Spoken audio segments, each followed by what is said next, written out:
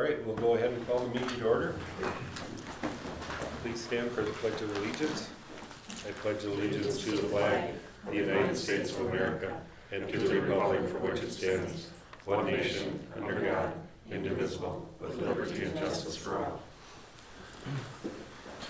Mr. Gillis, we can ask you to do the roll call, please. Councilmember Cruz here, Terry Eagle here, Amy Erke here, Aaron Phillips is absent, Lauren Shayna Here. Pat Tyre here, Rick Schultz. Here. We have an agenda in front of us this evening. Are there any additions or corrections, Mr. Maya? Yeah, there's actually one note and then one, I assume addition here. The note is on the action item 11A. That today we found out that Timberland Construction isn't able to secure, or we're not able to secure some insurance for them through our account, and they don't have insurance as a business. And so I'll change my recommendation when we get to that. I would say let's keep it on the agenda for now, and then I'll explain kind of the process that for the recommendation to be either tabled or to act on the original recommendation if you so choose. And then the addition that I would recommend adding 11C, an Ash Avenue easement agreement. That should be up in your records now, or your agenda now. That is dealing with the Ash Avenue project this summer and the width of the road that needs some legal signatures on it. I've agreed, gave it kind of the district approval for obviously that sort of adjustment as far as the project goes. The Buildings and Grounds Committee was in all the meetings that we had with the city and the Bolton and Mink.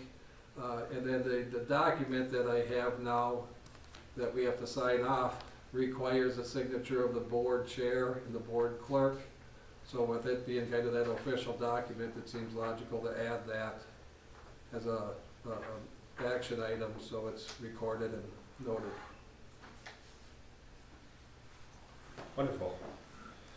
Would anyone entertain a motion to approve that agenda as noted? Motion to approve the agenda with additions and changes. Second. Motion made by Ms. Erke, seconded by Mr. Sonrock to approve the agenda with the additions and corrections. All in favor say aye. Aye. Opposed? Motion carries. Public comments, I don't believe we have any this evening. That's correct, we do not. All right, we will move right into the superintendent's report then. Mr. Myhock, please. And I'm going to start before our administrative team gives a report. We'll start with Jake Berg from SiteLogic, that he's got an update as promised, and I'll give Jake the floor. Thank you. Thank you for moving me up, and thank you for having me here tonight. So happy to be here in person. I know there was a virtual setup a couple board meetings ago and had some technical issues getting online there, but as it worked out, we were able to be here in person, which is preferred. So thank you. What I wanted to focus on tonight is we know the construction projects from last summer have wrapped up.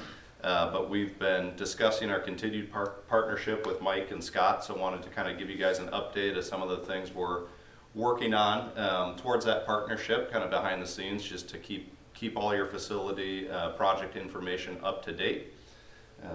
So with that, I'll jump right in. It lets me advance here.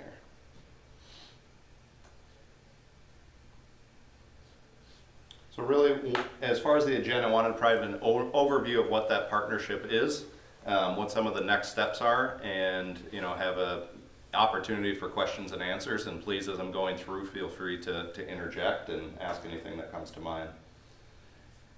So really, our ongoing partnership is going to be centered around planning services through our MySiteIQ platform.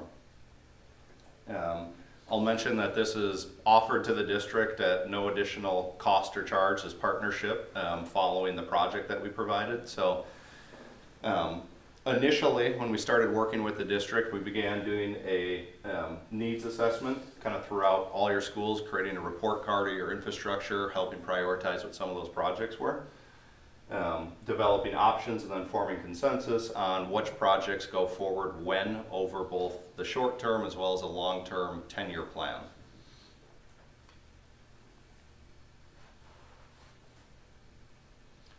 When we assess the district, we group everything into these 16 categories. Accessibility, your grounds, so some of the parking lot project work that was done. We look at the exterior envelopes of the roofing, windows, tuck pointing. Really everything parking lot to rooftop within your building is assessed from an infrastructure standpoint. And all of that was graded into our facility asset condition assessment.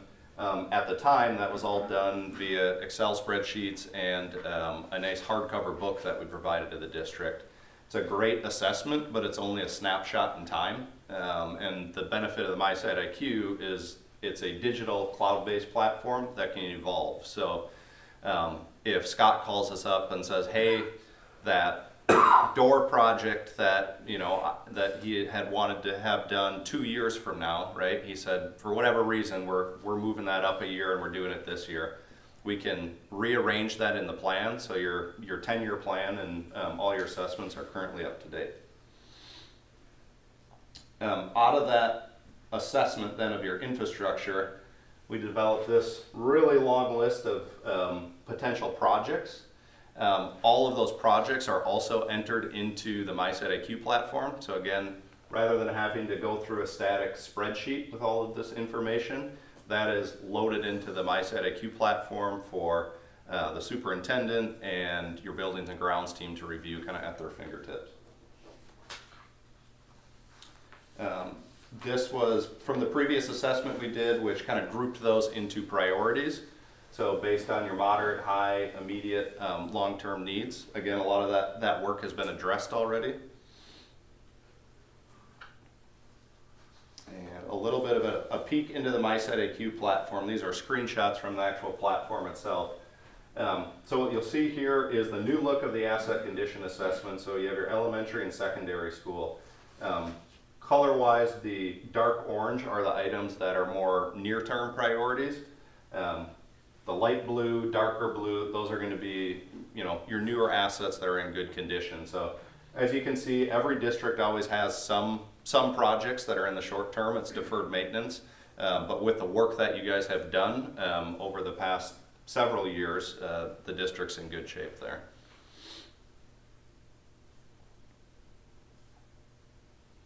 And here's what the kind of asset summary looks like in MySite IQ. So all of your equipment is cataloged and rated in terms of condition. Here we see everything on the exterior envelope. Some of the items that were needing attention in the somewhat short term, electrical, plumbing, but it's all nice and categorized. So again, at the touch of a button, anyone with access into the system in the district could click in and actually click into the electrical, and it would pull out the pieces of infrastructure in the building that were rated at that.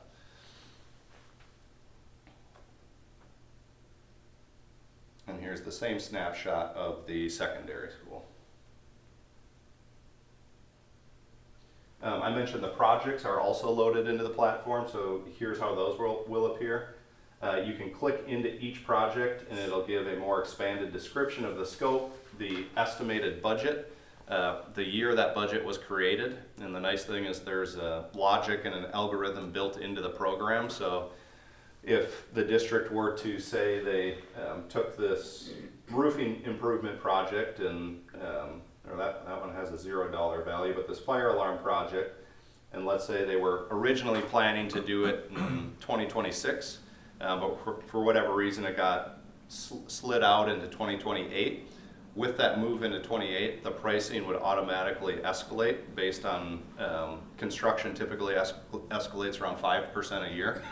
So you'd have a kind of current estimate to date based on the age of that project.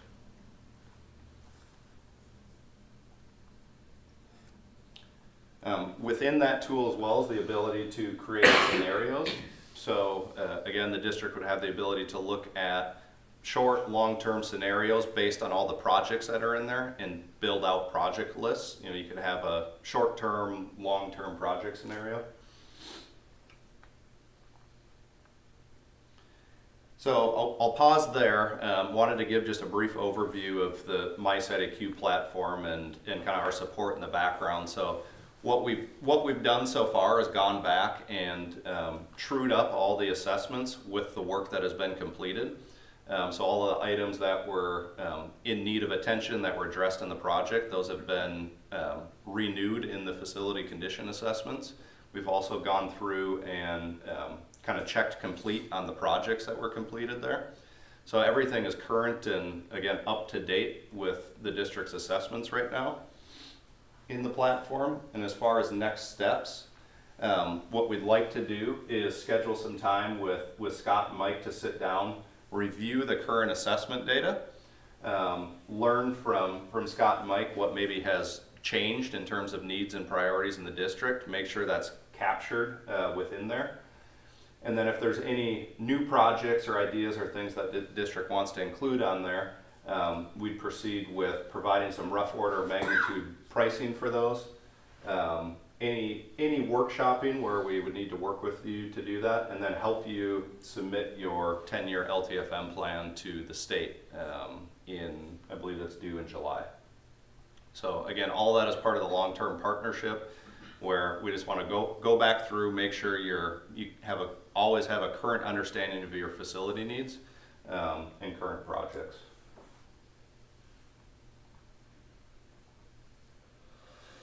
That's what I had to present. So wanted to kind of be brief and leave time for question and answers there.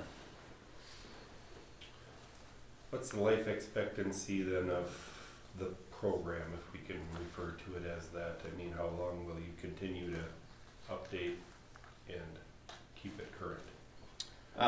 Be up to the district. I mean, we want to be a long-term partner for the district. So, you know, I think I would say at minimum it makes sense to check in annually ahead of the July MDE submission.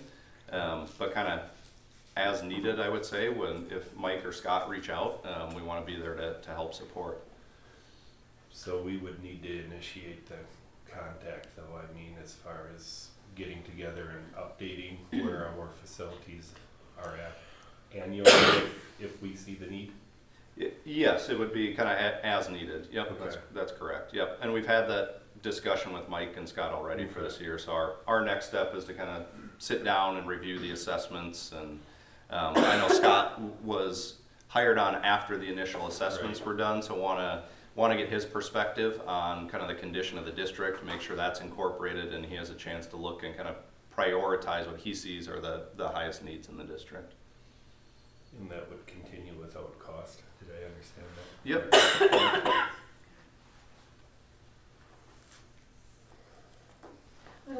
One of the slides you had, the areas that were, say, orange and they had percentages with them.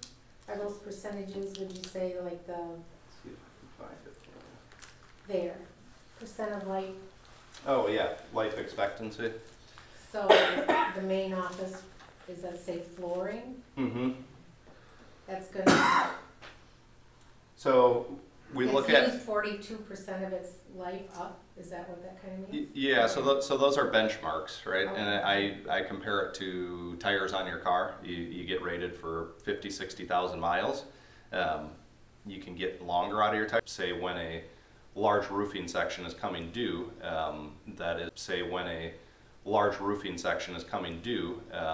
that is maybe going to require more than your typical expenditure on projects. So is this an area where you could click on something and then it would kind of show you what costs would be projected for 2020? This is probably a poor example because it's 7 years out, but something that is a year or two out.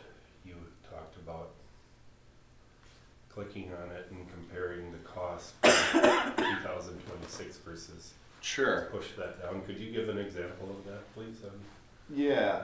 So here's where you would have all of the projects listed out, right? And we wouldn't necessarily have a project created yet for, say, that carpet being 10 years out and Sure. not something you're looking to do. We put maybe a rough cost to it, but an example, let's see, some exterior door replacement here. So where that would come into place is if you were building a scenario for your 10-year LTFM plan submission, and originally in your scenario you had these doors scheduled to be replaced in 2027. But when we met with Scott, he said, well, you know, I'd rather get the ductwork cleaned out, right? Sure. I think that's a higher priority. So we could select the project when we're in the scenario building and slide it into 2028 rather than 2027, and it would automatically adjust that door price to the escalated. Okay. Yep. All right. And we anchor that as well with a year that the project was budgeted. Sure. As we're seeing right now, unfortunately, it's a pretty volatile market overall in things. So if we see a budget year from 2022 and we're sitting in 2027, before we make any big decisions about planning and budgeting, we probably want to take another look at the estimate to bring in those other factors that happen. When you look at the big ticket items like the air handlers, you said there's an industry standard, but do you go back in and reevaluate those when we get close to the time of life expectancy, or, I mean, can you look at them 5 years ahead of time and say, ooh, this isn't gonna make it to life expectancy, or this is good shape, it'll make it 10 years? Yep, great question. So we do a objective and subjective assessment on it. So we want to look at just the age. So that air handling unit, say it's rated for 25 years, we'll say, okay, you're 20 out of 25 years. Well, based on that, we may say, you know, it's due for replacement at that time. But our team of engineers who have gone through and done assessments in the building will give it more of the subjective assessment and say, well, it looks like they've been on top of maintenance, they've put new controls on it, you know, there's a new fan and new bearings in there. So rather than let just the age of the asset drive the condition, they can make an adjustment in there to say it's in better or worse shape to weight that. So there is an on-site inspection of that, not just looking at that and say, oh, we got 5 years. Yes, yep, it's not just an age base. So all of that on-site assessment work was performed in lead up to the workshopping and prioritization of the last project. What we've done is gone through and updated the projects that were completed, and now we're at the next step of meeting with Scott and Mike to say what makes sense now to look at, to your point again, to either reassess or maybe capture things that are on Scott's radar that weren't previously.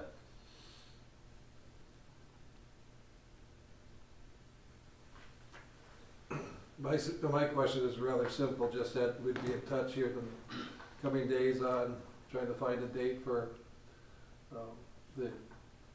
actually 2 different meetings, one with probably Scott and I, and one with Carla and I for that July LTFM submission. Yep. Yeah, so I think sequentially meeting with Scott to understand the priorities, and then we can look at what work needs to be done from there to help prepare the LTFM plan. All of the projects in there are coded based on, Carla, you're familiar with the MDE coding system. So all of the projects are coded according to MDE in there. So when Scott and the team make their kind of priorities set, we're able to list the projects out and then help get them into MDE's handy spreadsheet. So.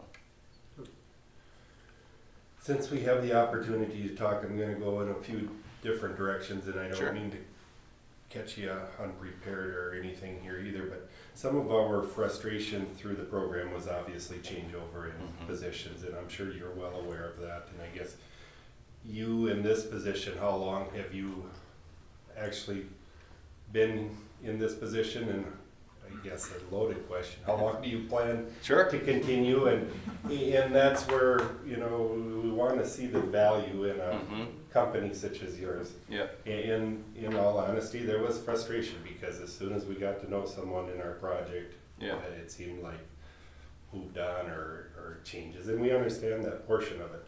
The frustration we felt as a district was, who can give us the answers? And there's a little bit of skepticism in okay, we've got a great person here explaining it. Yeah. Will you be here tomorrow? Will SiteLogic be here with the same people, or at least the same product for us? Yeah. Care to address that? Yeah, I'll do my best, and that's a fair question and fair statement again. So I've been with SiteLogic since the summer of 2020. I've been fortunate to experience a few different roles with them and a couple of different opportunities.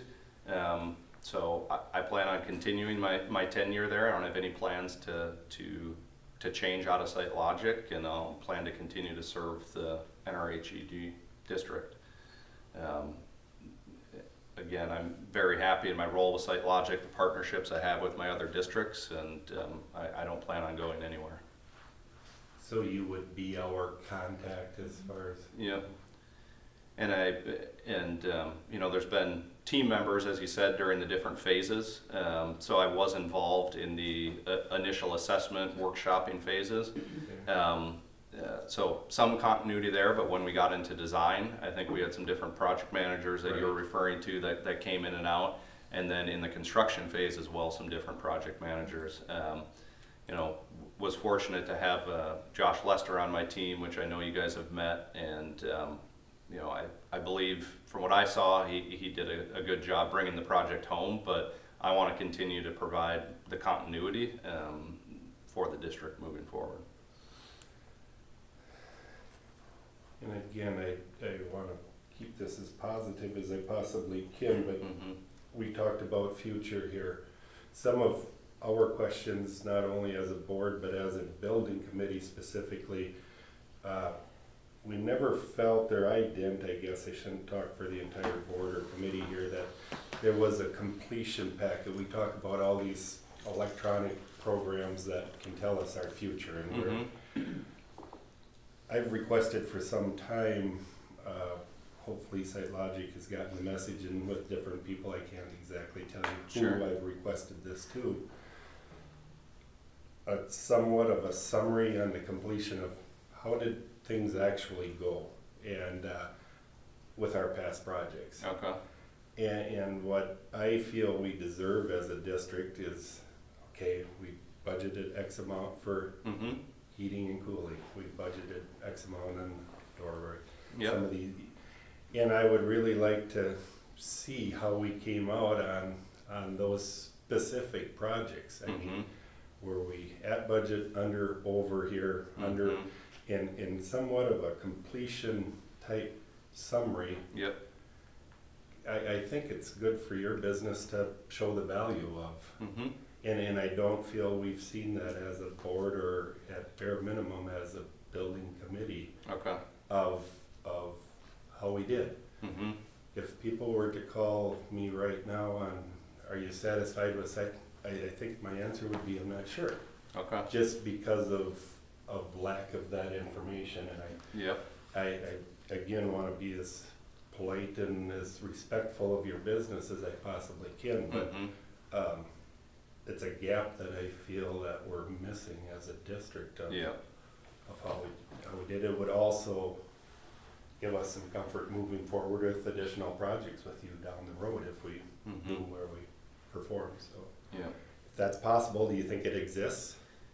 Well, it certainly does. So at least from the standpoint, you know, you mentioned budget, right? So measuring how did at the end of the day, how did the project perform against budget and estimates?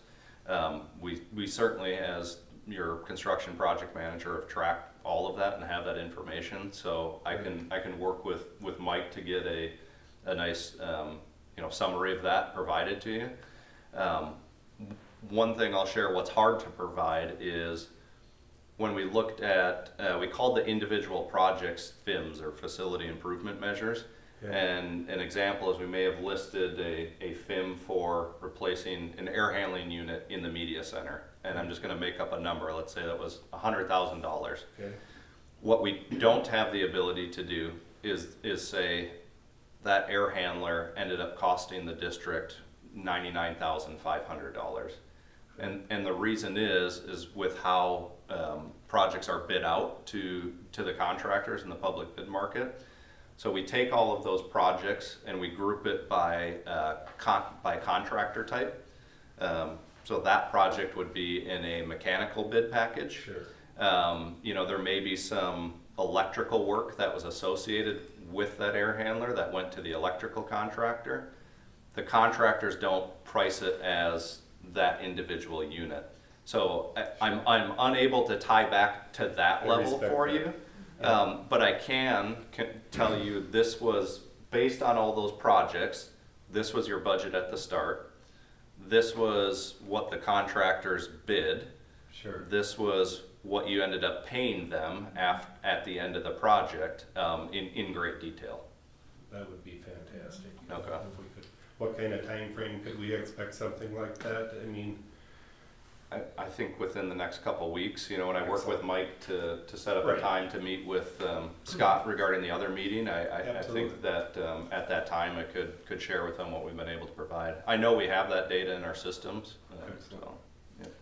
Jennifer did reach out late last week that the closeout documentation Mhm. and was sent off today. We got Okay. that, or it came in the mail, either Friday or Monday today. Yeah. Just a little zip drive. Yeah.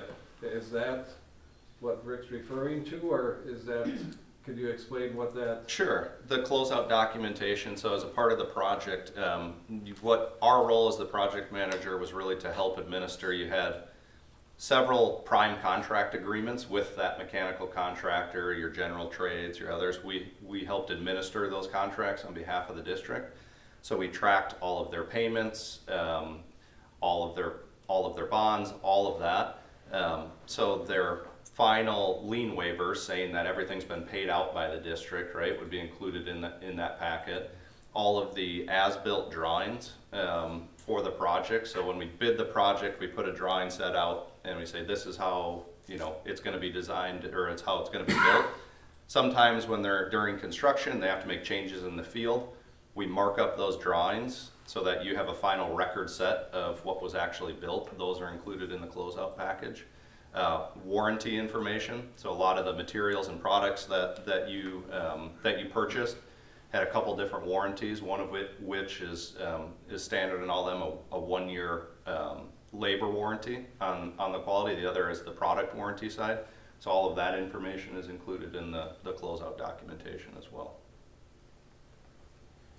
But it wouldn't provide specifically what your ask was. Sure.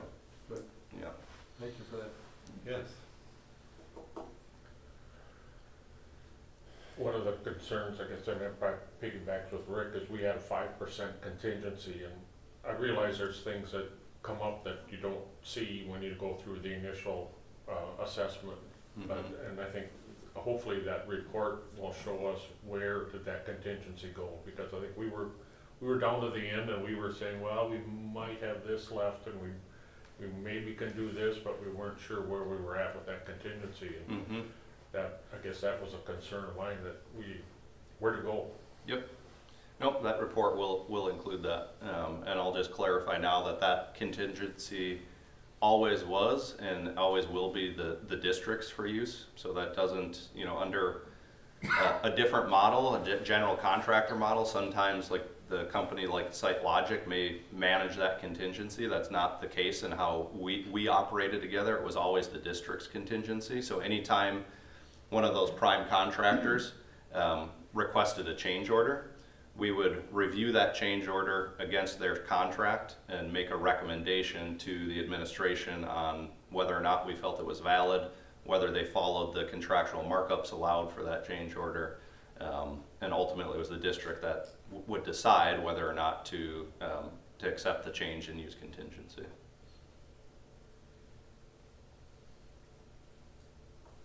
But yes, that will certainly be a line item in the final summary. Anything else for Jake? Once again, we do appreciate you following up. I know it was challenging getting, we know schedules are busy and technology doesn't cooperate, but thank you for joining us and answering those questions, and we'll look forward for more information and continuing down the road of keeping the facilities in great shape, so.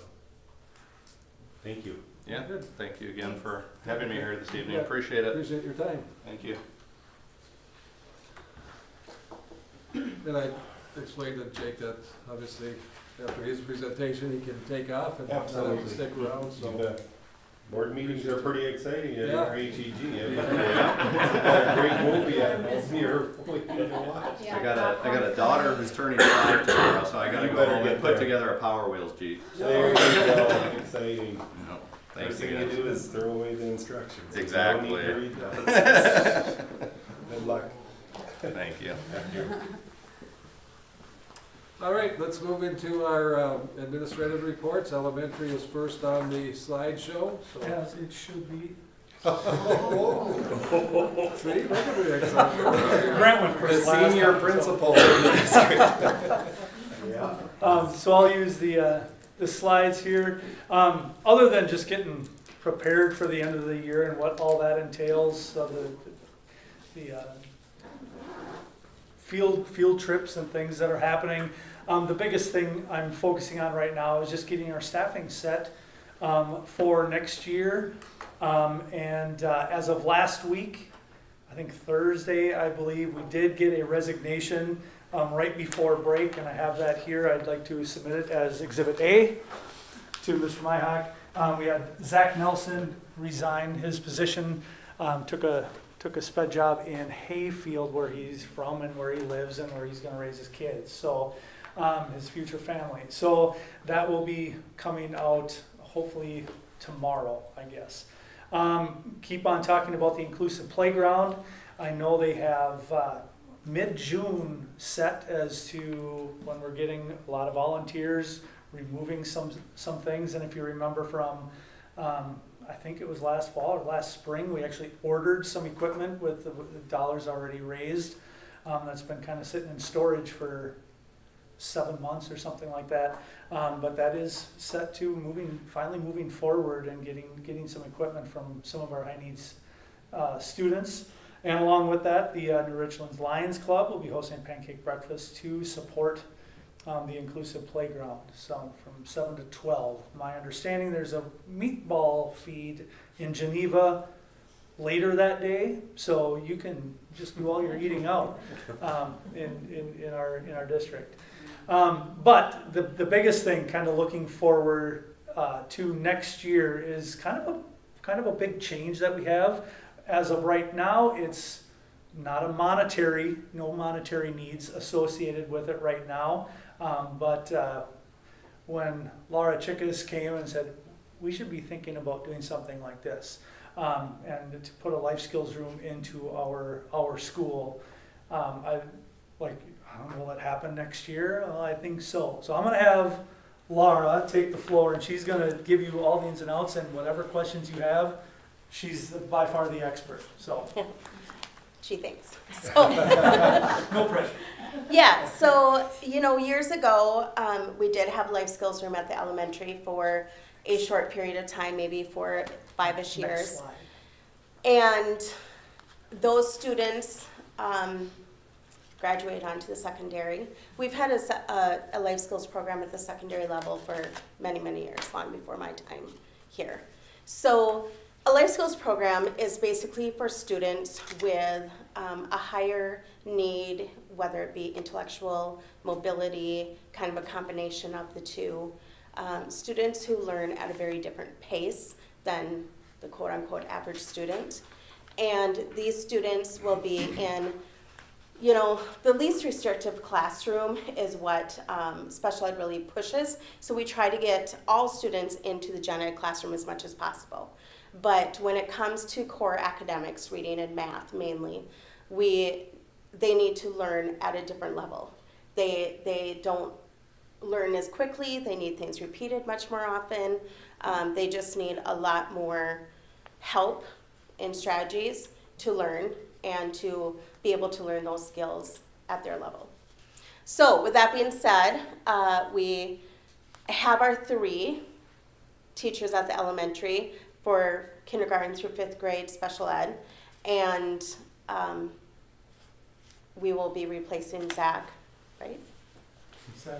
Sadly, he's amazing. So with that being said, we are going to have one teacher be the life skills teacher, and then the other two will do kindergarten through 5th grade reading and math services, and some social skills services in there too.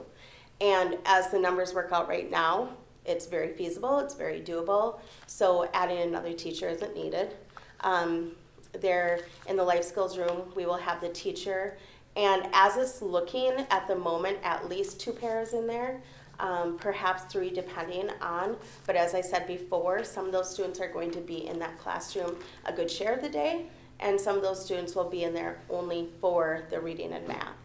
They do a lot of sensory skills, a lot of learning proper hygiene, using the bathroom on their own, making sure you wash your hands. Do they know how to brush their teeth on their own? Just gaining independence and all of these skills that many of us take for granted. So I have talked to many of the parents and kind of just planted a seed, if you will. So they kind of know that this is a possibility moving forward for next year. And every single one I've talked to is very excited. Very, very happy that we are going to meet their child's needs at a better level. So that's that. Do you need a special room, a room that has certain things in it? Well, when we had it before, we had the old fax room at the elementary, right? And there's one kitchen left in there, Right. which has been lovely through the years doing different activities. And right now, the majority of our students, we are projecting 8 of them for this classroom at this point. We like to keep it about 10 is pretty much our max. Otherwise, you're looking at adding another teacher in there. But obviously, if the need's there, so be it. We will make whatever work. But at this point, it will be 8 throughout the day. And they're all pretty much at that lower elementary level. So the need for a stove or a wash machine and dishwasher, that sort of thing isn't really there right now. So at this moment, no, we're not going to change rooms around, but we have had the conversation that as these students get older and those are the skills that they're needing, then some room changes may be needed. But that room's already there at the elementary. It's just taking that fabulous room away from the teacher that's in there now. So, yep. It is. It's an amazing room. Any questions? Art, you said that you'd have a couple of pairs assigned to that room.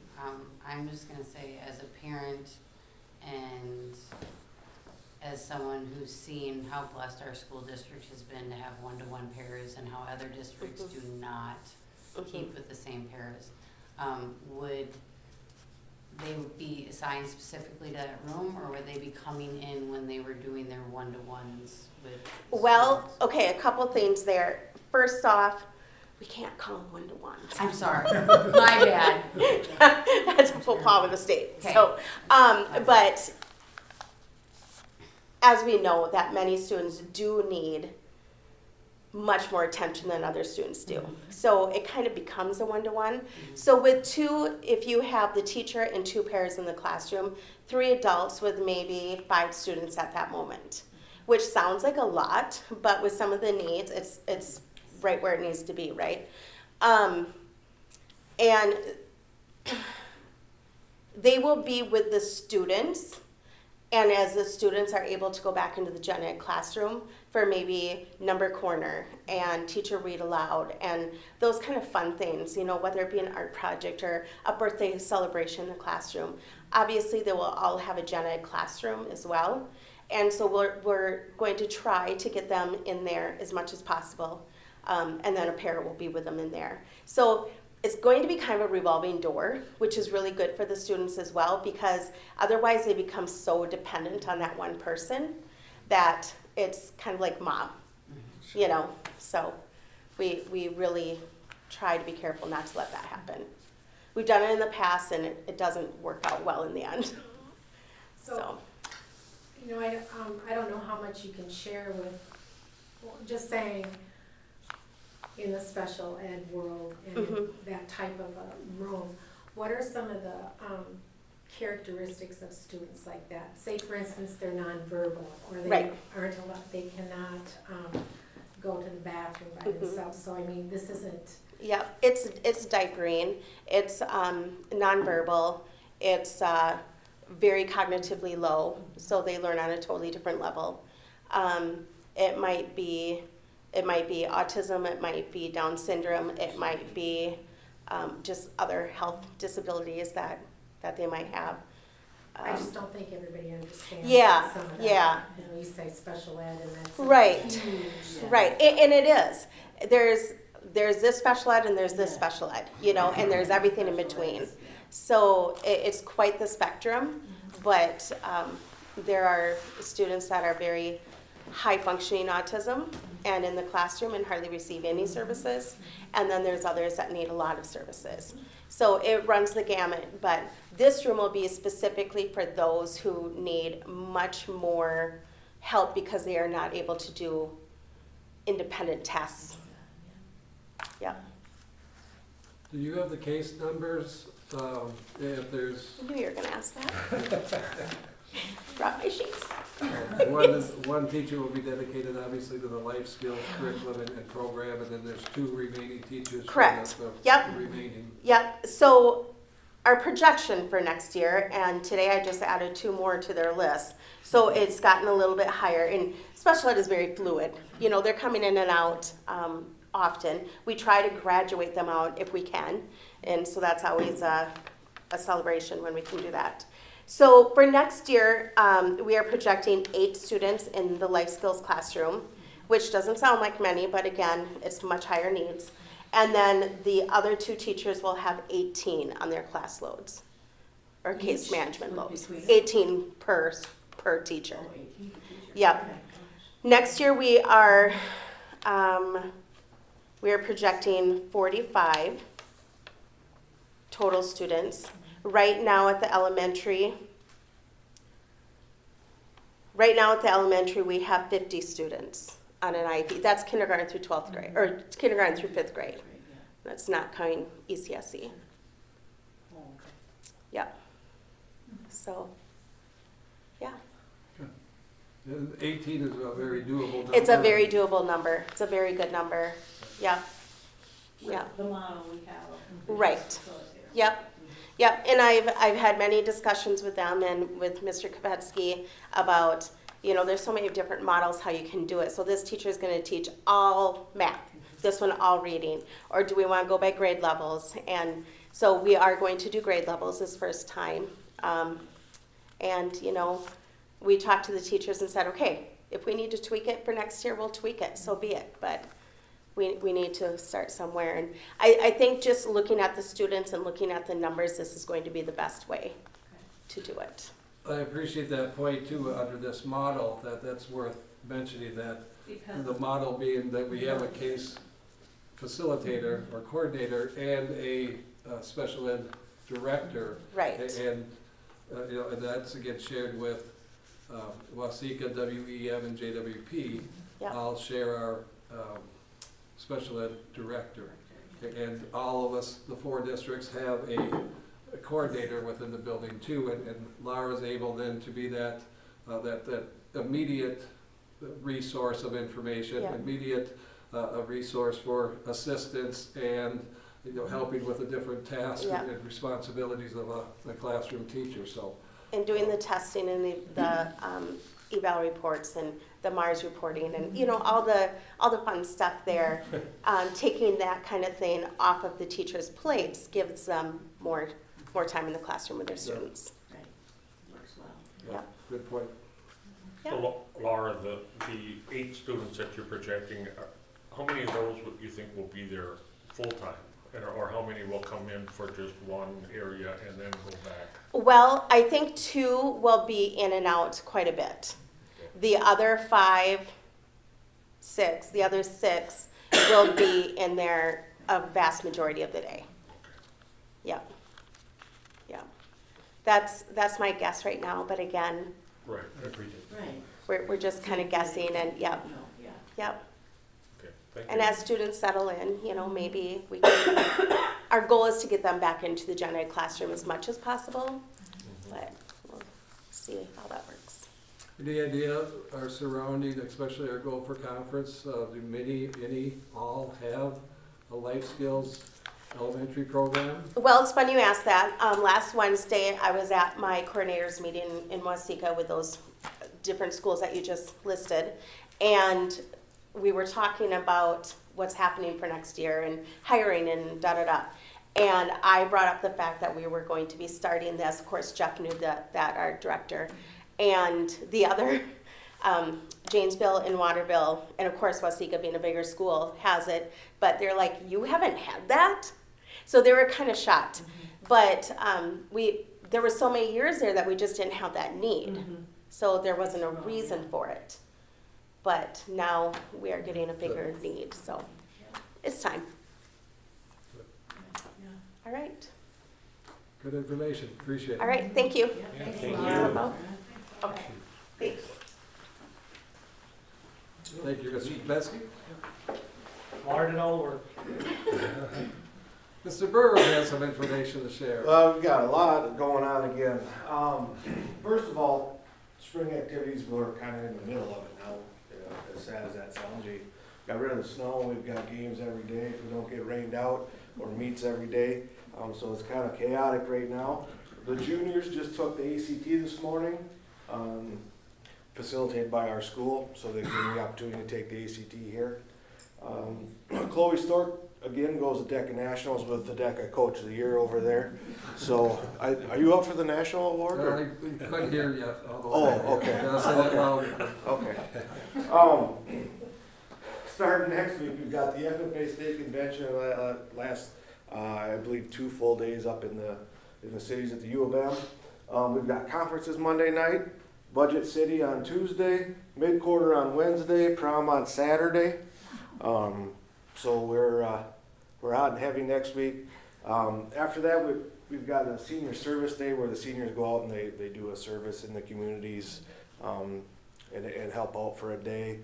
We've got something new this year, Activities Fair, and Harbor Cromwell and Chloe Stork kind of coordinated this, but we're going to have all these clubs, sports, whatever we have here at school are going to be set up in the gym.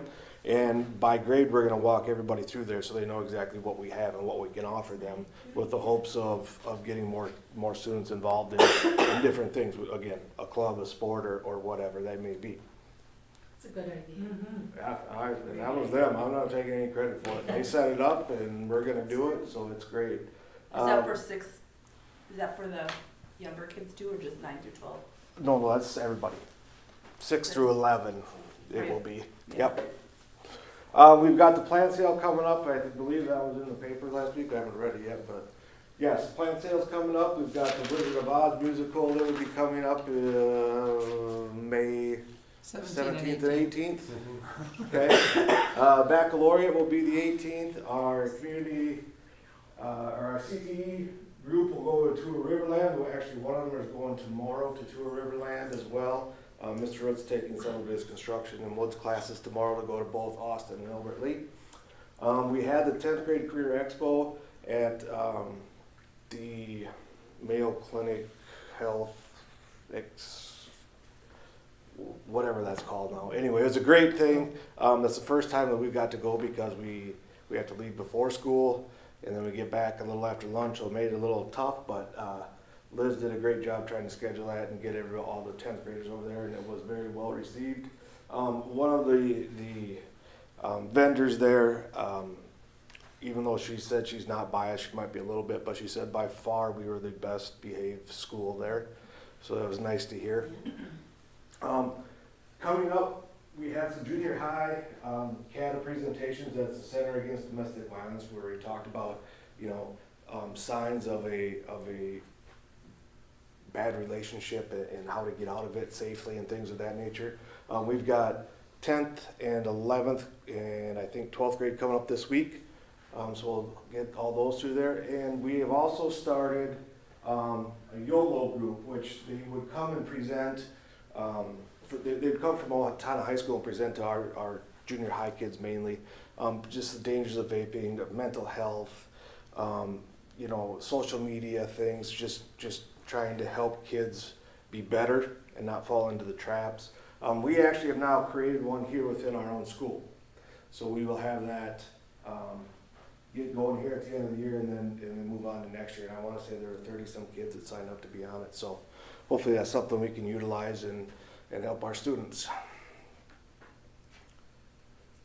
Questions?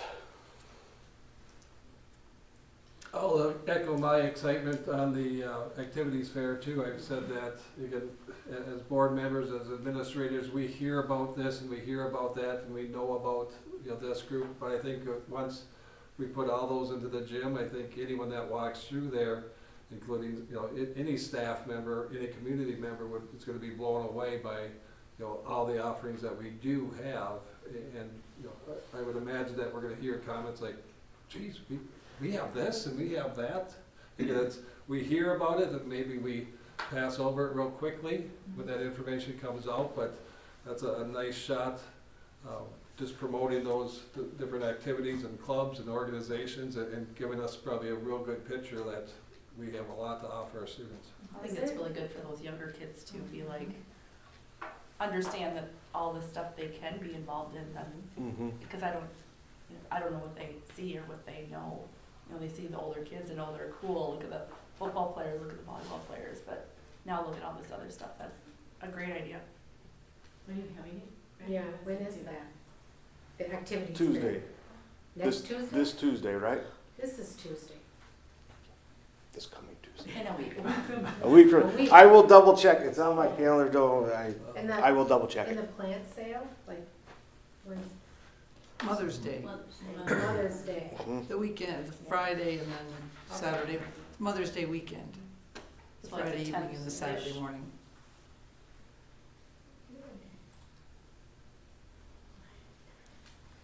2 Tuesdays, May 6th. May 6th. for There you the go. Activities fair. All right. Wonderful. Thank you. Thank you, Mr. Burke. Next week is Budget City. You're right. I see. I had it in order to begin with, and then I got lost. I had to retract. Lauren, It's are you- Tuesday I though. like that term. Thanks, Lauren, are Terry. you part of that Budget City this year? No, No? Anyone else on the board part of that? That's what it is, all right. that's a good program, but It's a lot of fun. All right, Mr. Tupence had left some notes in the slides for you to preview or review. And we'll move to Basie and Community Ed then. Right, I won't take up too terribly much time today. Just kind of highlighting some things over the last month. Want to let everybody know that Thursday, May 22nd at 6 p.m., we're having our Panther Preschool graduation. We are graduating 46 students from our program. Right now, starting about middle of March, we have our preschool enrollment open for this upcoming school year. We have a total of 67 students enrolled right now. I expect maybe 10 to 15 more or so. And it's really interesting because, you know, as I'm looking at all the numbers and everything, we have half as many 3-year-olds enrolled for this upcoming school year as we do right now. So, and the 4-year-olds are about the same. We have 3 less. They usually trickle in. I just had another one registered today. But then what I do is I look at our census and I take all of our 3- and 4-year-olds that are not currently enrolled in our program and I give them information about our Panther Preschool. I give them information about our sliding fee and scholarship program that we have and also about our daycare to try to lure some more kids in. So I'm hoping we get maybe 10 more or so. This year for preschool it was unusually high. We had a total of 84 students registered. Whereas last year, we had not as many, 70, I did have the numbers here. It was last year, so this fiscal year we had 84 total preschoolers enrolled. Last year we had 67, and the year before that it was 75. So it's constantly, you know, kind of up and down with everything. So the interesting thing is our school age care program. You know, right now we're accepting summer registrations about the same as every year, and we have our program in New Richland, but for the first time since we started our wraparound care in 2021, there's a possibility that we might have enough students for the preschool portion of it to be open in Ellendale. And it's not because we're like booming in the registration numbers as far as the preschool daycare goes, because right now we have 24 students registered for preschool daycare, and this upcoming school year we have 19 enrolled right now, but it's because we have more families that are interested in daycare that are from the Ellendale and Geneva area than we have in New Richland right now, because I mean, you need to take up some space and the cafeteria during lunchtime, gym space when the rest of our preschoolers are in class, outside space. But we probably won't be able to let families know until the end of May, beginning of June for sure, if we're going to be open in Ellendale or not. I do want to contact each family individually to make sure that they are still interested.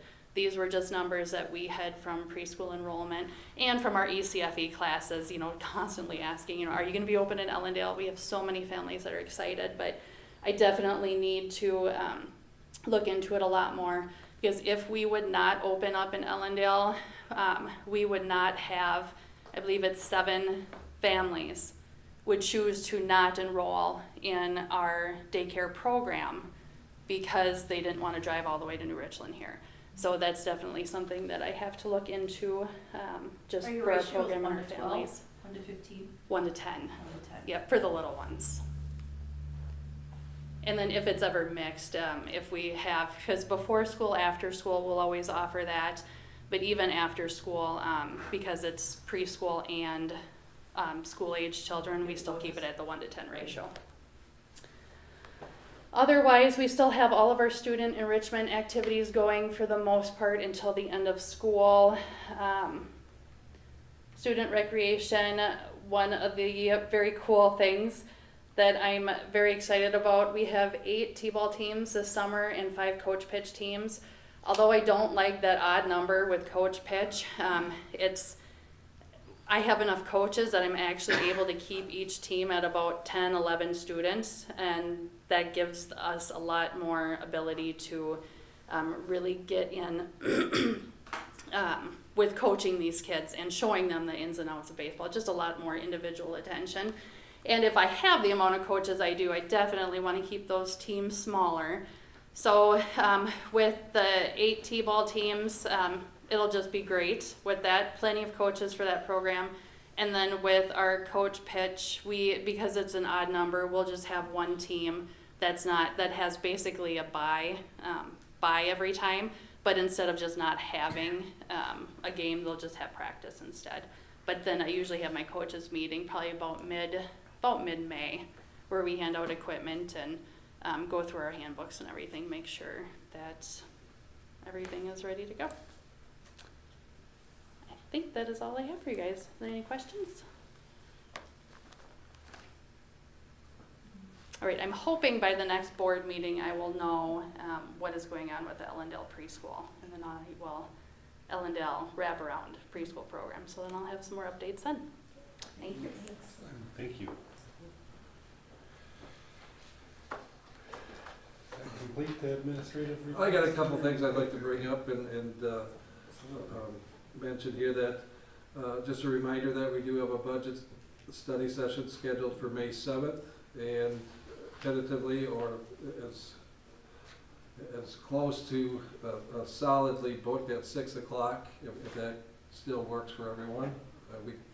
We have flexibility with that time, so if there is a more convenient time, let me know.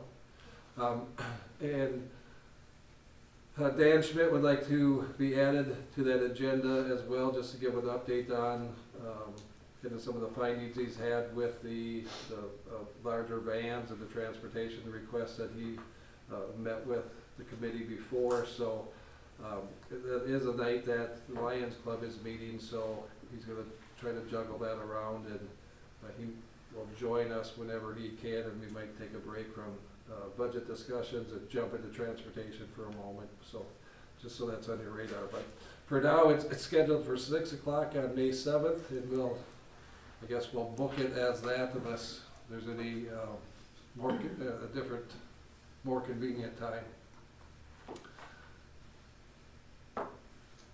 A reminder, I put something out, I'm sorry, was I interrupting? No. Okay.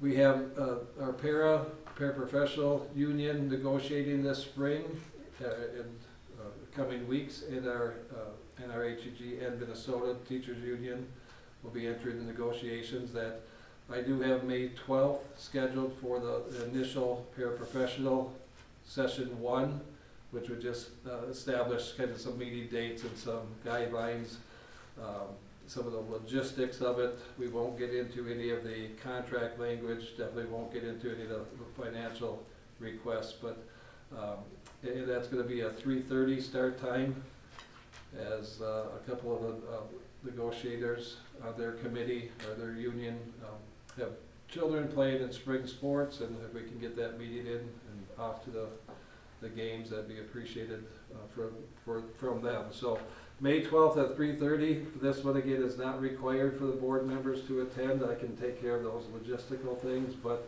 if you are available and want to attend, by all means, please do so.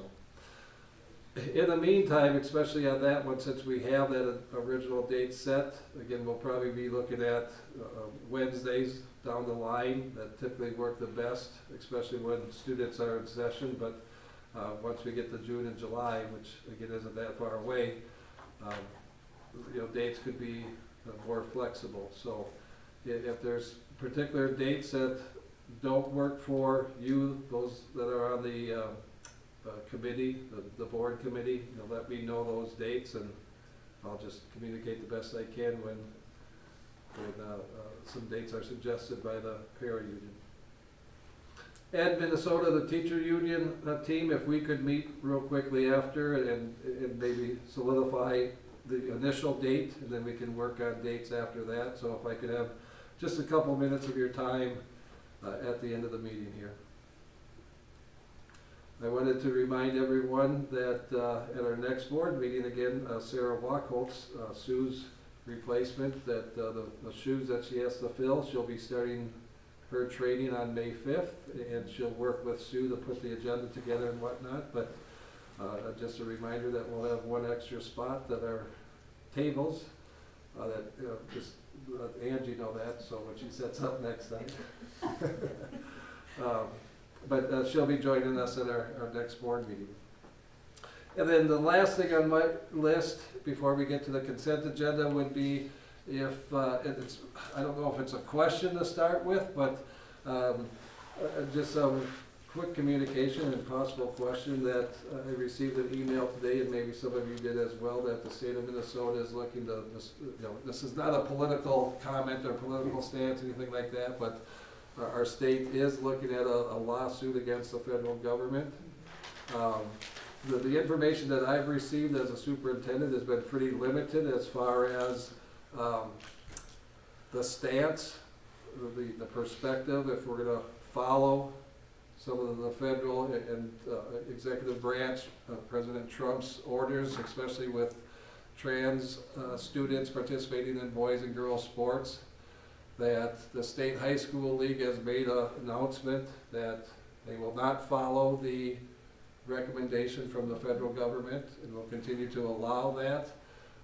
Like I said, the communication that I've received has been pretty minimal. I didn't know if you as board members, I think we get about the same MSBA emails. Yeah. So it was my understanding probably, let's say a month ago, that I was of the impression, we were of the impression as other local superintendents that we would receive some sort of letter or notification from the federal entity, organization, pledging our support and our willingness to abide by the regulations. I searched my emails for that email. I didn't receive anything. Other superintendents said the same, and then shortly thereafter, a statement came out from the state saying that they won't be following that regulation. So if you receive questions and comments from community members on, what the heck's going on, that our education department is suing the federal government, this and that. Obviously, local districts aren't part of that decision. That's a Department of Education and a state high school league organization determination on that, and be interesting to follow and see where that goes. Didn't something come out from MSBA too that said that we shouldn't do anything, just to kind of wait and see what's gonna happen, not to sign anything, or, the letter, if a letter came or. Yeah, if it was MSBA or Yeah, it was. it could have been Did you see that? MASA or anything, but I'm glad to hear that. But again, we've gotten nothing from the federal government. It's just apparently just the decision and communication is coming from the State Department.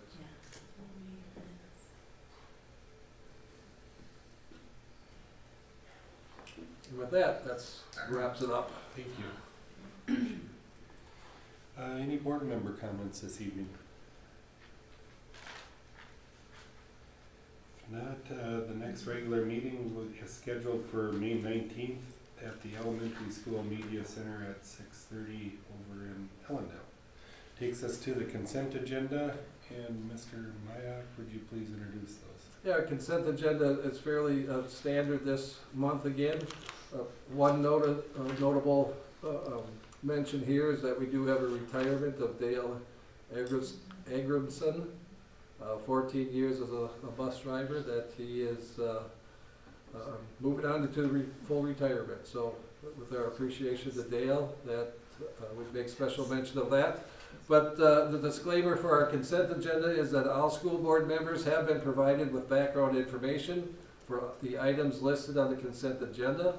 These items will be acted upon with one vote without discussion. If a board member wants to discuss any item, it will be pulled out of the consent agenda and we'll vote on that separately.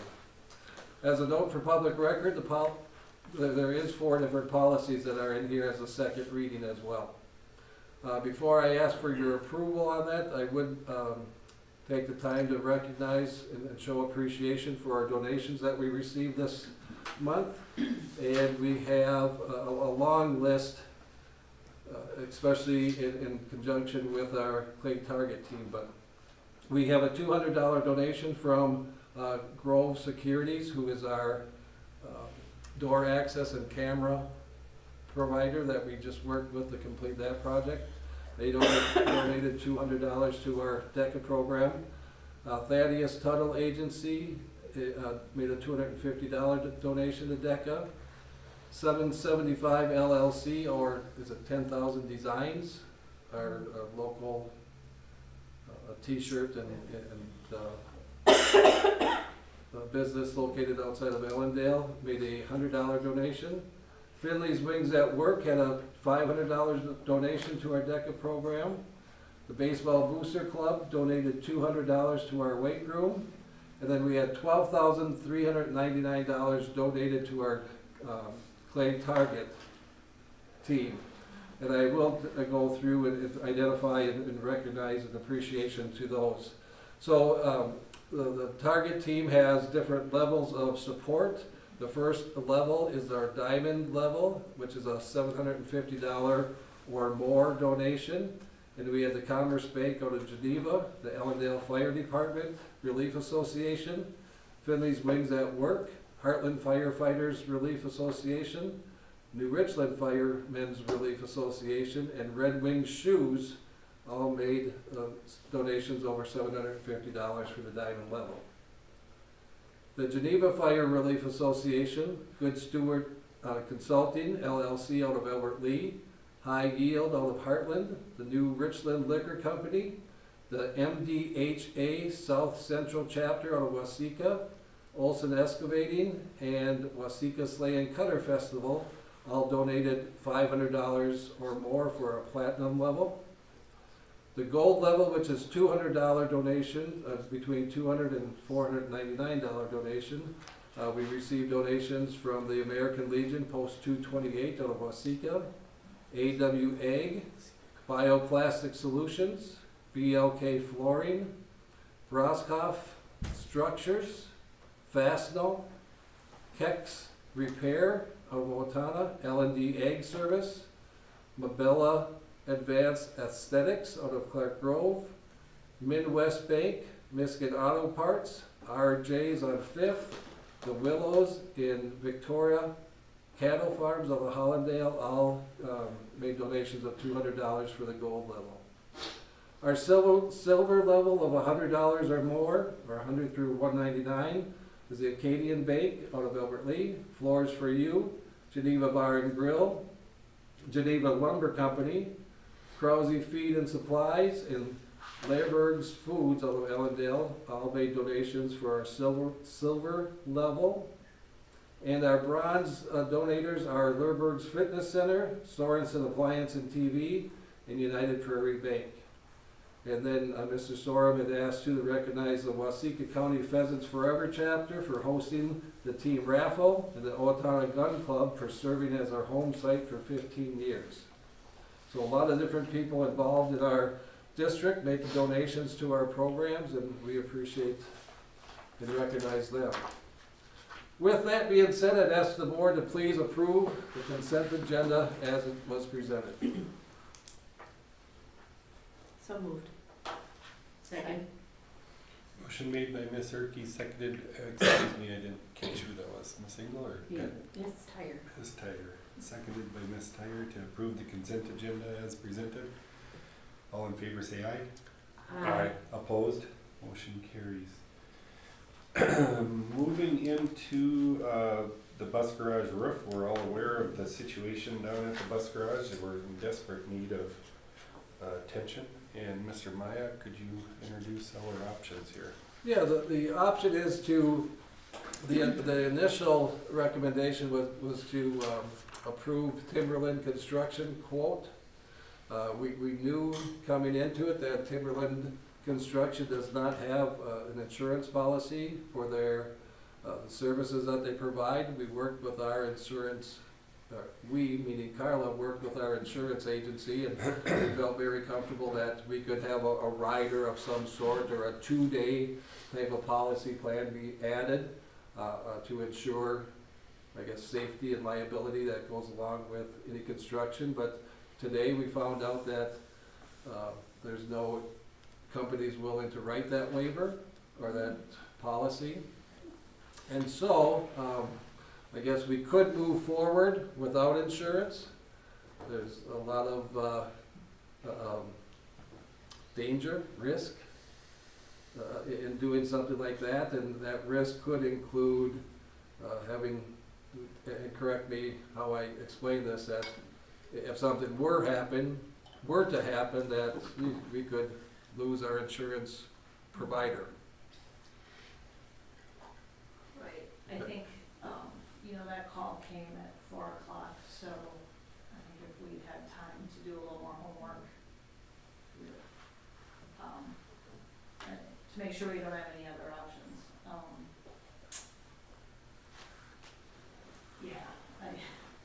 I don't wanna say too much, but, that he was hopeful he could find a company to write that. He wasn't able to.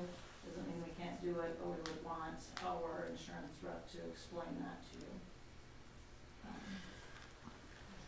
The way I understand the email is we obviously carry liability insurance as a district, so we are covered in that way of liability.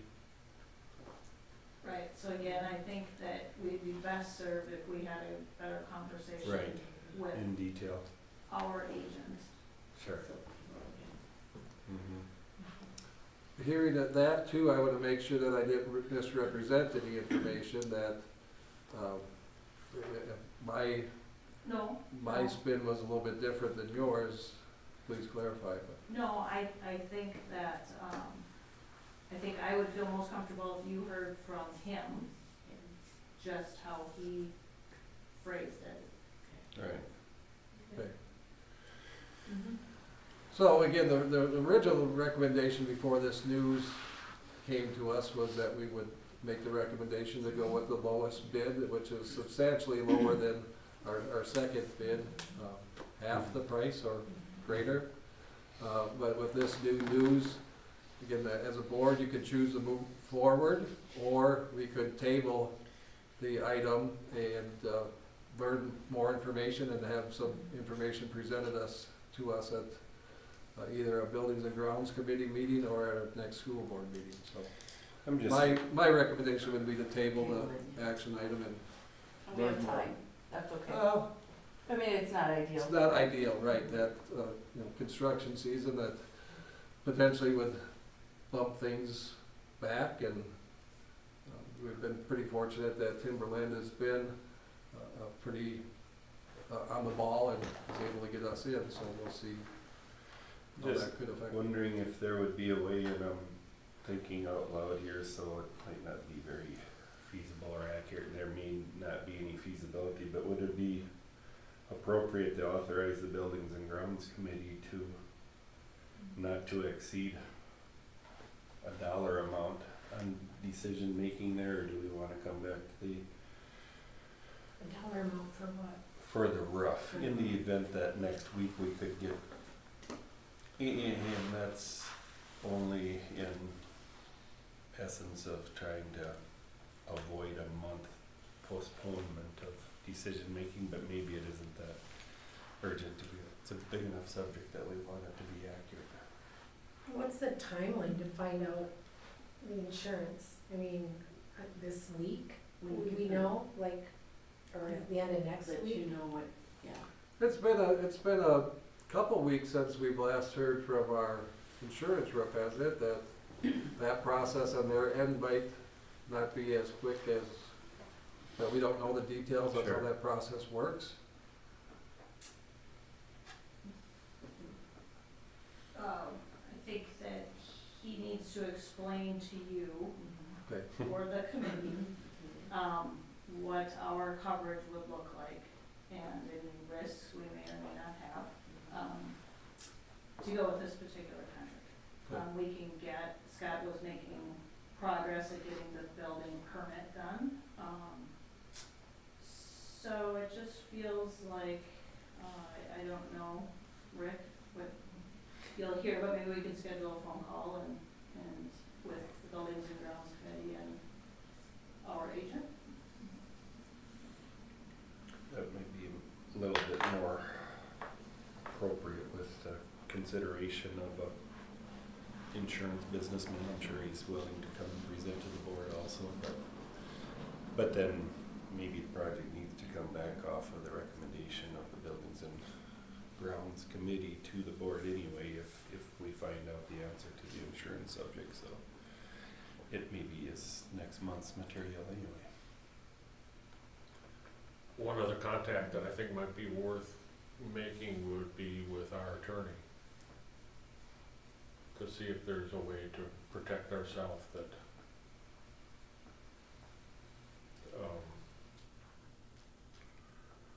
with Timberland Builders. Bottom line, it sounds like we need to do a little research. Yeah. And we can't decide tonight, so. And again, the timing of the information Yeah. being thrown at us is Right. 4 I o'clock think we now can, is. we can just do a no action, either that or motion to table, I guess is the same, but, Yeah, because it's just, you can't rush this. I No. mean, if you can't do that, right, then we have Right. to right. either open it up for Yep. another bid or Right. it's Yeah, not the other. that's Yeah. the other point too, Yeah. thanks for Yeah. clarifying that too, we would need a second bid, so, it feels right to gather more information to Right. table this item and to, learn some more so we can act appropriately down the road. Yep. If we do go ahead and table it, just understand that once the table is on the floor, that there is no more discussion this evening about it. It moves automatically to the next meeting, so, or the next time the board gets together, not to be technical about it, but that's the end of the discussion if someone were to move to table it, so. What's the other option? No action. It's virtually the same thing. It's just if you table it, it is required to be talked about at the next board meeting, which is what we want to do anyway, so Okay. no fear in either. So you want a motion? Sure. Motion to table, bus garage roof contract until next month. Is there a second? I'll second it. Motion made by Ms. Erke, seconded by Mr. Schoenrock to table the bus garage contract with Timberland Builders to the next board meeting. Any further discussion? All in favor say aye. Opposed? Talk about it next time.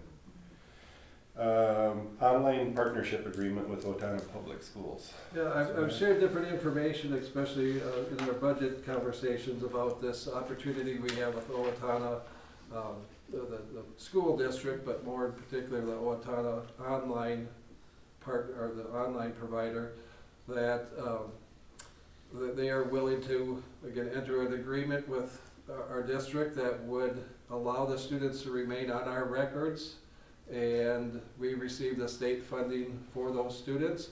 And then anyone that has left or would leave to go to the Owatonna Online School, we would be billed directly by Owatonna Online, which would be roughly a 40% savings for us as compared to just completely losing that student to open enrollment. So again, this is a good deal for us. We're appreciative that the Owatonna district is willing to enter that, especially with their neighbors. I think it's a nice sign of we're all in this together and we're not trying to hurt one another, that will educate the youth of our area the best that we can. So I'm asking the board to approve the online agreement that we have with, that we would have with Owatonna Public Schools.